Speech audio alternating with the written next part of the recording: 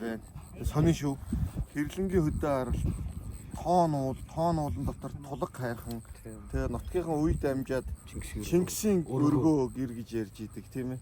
Тийм чи өөрөө 1990 онд Монголын нууц товчооны 750 жилийн ойг Хэрлэнгийн хөдөө харалт айхтар том наадам гэж тэгсэн. Сүрэн хорын хэр адан төрүүл Бат Эрдэнэ авраг төрүүл Баян авраг чөлөө тэгэхэд тийм дархан авраг цусан. дөрөвдүгээр төрүүл. Тийм. Наадмын хэмжээний наадам хийгээд дөрөвдүгээр төрүүс учраас Бат Эрдэнэ авраг дархан авраг цолын энэ Хэрлэнгийн хөдөө харалт.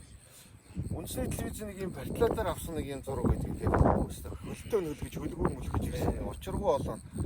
Тэгээд монголчууд бас Монголын нууц товчооныхоо 750 жилийн ог зүгээр ч бас энэ гадаа тэмдэглээг байна. Хэлгүй яг уу. Тийм ээ. Нууц товчооны одоо эхлэл төгсгөл яг л энд ихэлсэн л гэж тэр нүүд Үзээд байгаа шүү дээ. чид энэ тэр маань үздэг юм шиг байна шүү дээ.